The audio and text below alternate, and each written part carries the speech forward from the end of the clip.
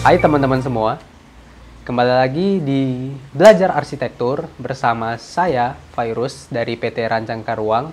Kali ini kita akan membahas tentang apa itu material bambu sebagai desain sebuah rumah. Nah, penasaran kan kayak gimana? Ikutin terus videonya ya. Eits, sebelum kita bahas lebih jauh, jangan lupa untuk subscribe channel Belajar Arsitektur dan nyalakan lonceng notifikasinya agar kalian tidak ketinggalan video-video terbaru dari kita ya. Bambu merupakan sebuah pohon yang hampir setiap bagiannya itu dapat kita manfaatkan. Mulai dari akar bambu yang dapat menahan erosi tanah, daun bambu yang dapat digunakan sebagai bahan campuran pupuk karena kaya akan nutrisi, kemudian bambu muda sebagai bahan makanan, hingga batangnya yang dapat diubah menjadi kerajinan dekorasi rumah dengan nilai jual yang cukup tinggi. Kenapa sih bambu menjadi salah satu bahan yang sering kali dipilih oleh beberapa orang sebagai bahan utama untuk mendekorasi rumah?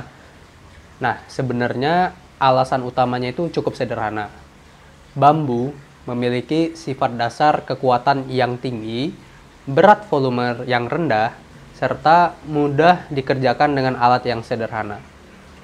Hal itu yang membuat bambu memiliki sifat konstruksi yang mudah dibangun, ringan, dan elastis, sehingga bambu memiliki ketahanan yang cukup kuat terhadap gempa dan mudah diperbaiki ketika terjadi kerusakan.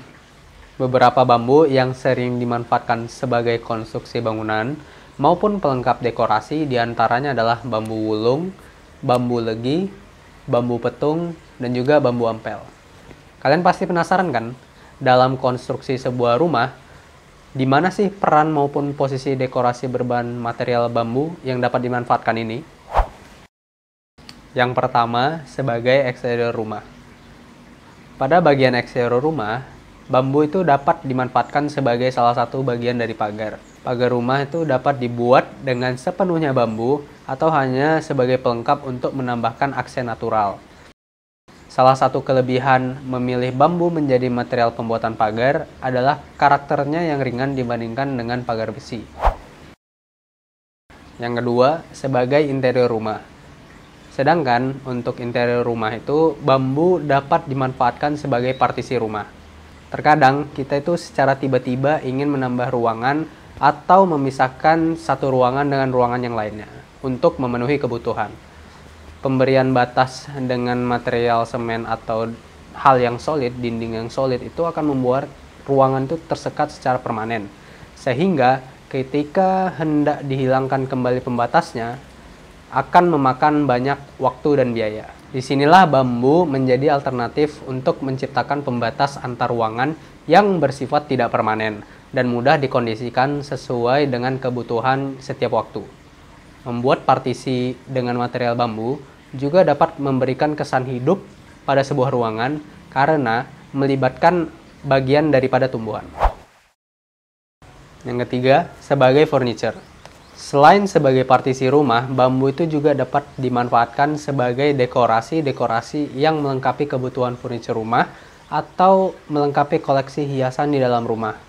Misalnya nih, bambu itu dapat dibuat sebagai kursi, ranjang, rem cermin, alat makan, rak sepatu, dan sebagainya.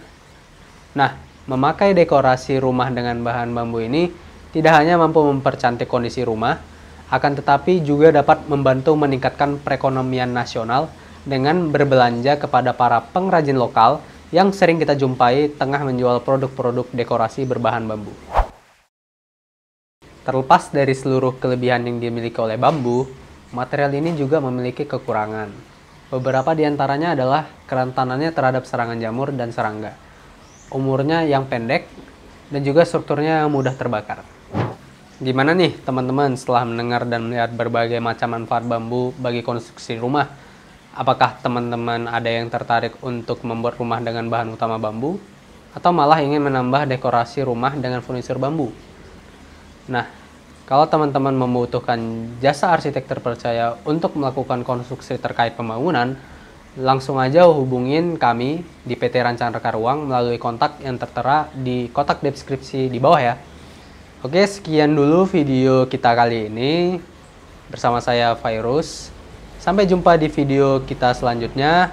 Sayonara.